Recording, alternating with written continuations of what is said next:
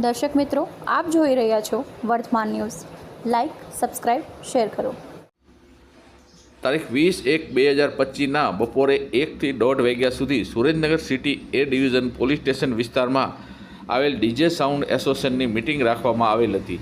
આ મિટિંગમાં ડીજે સાઉન્ડના સંચાલકોને જરૂરી સૂચનાઓ આપવામાં આવેલ અને ડીજે સાઉન્ડ અંગે વગાડવામાં બાબતે નામદાર સુપ્રીમ કોર્ટના આદેશનું પાલન કરવા તેમજ જિલ્લા મેજિસ્ટ્રેટશ્રીના જાહેરનામા અંગેનું પાલન કરી રાત્રિના 10 વાગ્યા ડીજે બંધ કરી દેવા સમજ કરવામાં આવેલ છે.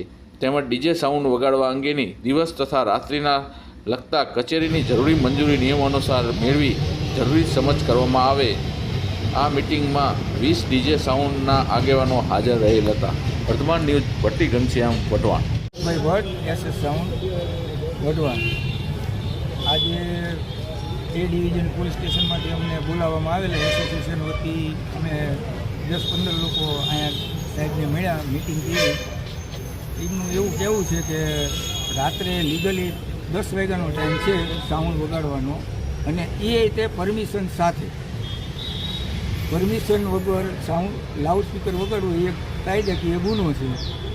અને ધ્વનિ પ્રદૂષણનો એક કાયદો એવો છે કે એમાં આપણે ફોલ્ટમાં આવીએ છીએ. એટલે જ્યારે પણ કોઈ પણ ઓર્ગેનાઇઝર અથવા તો જે કોઈના ઘરે પાર્ટી પ્રસંગ કરતી હોય એ પાર્ટીને પોતાની જવાબદારીએ કોઈ પણ જે તે લાગતા વળગતા પોલીસ સ્ટેશનેથી આ સાઉન્ડ વગાડવાની પરમિશન લઈ અને આપણને દેખાડે પછી આપણે સાઉન્ડ વગાડવું, એવું સાહેબનું કહેવું થાય છે. શું તમારી માંગ શું છે?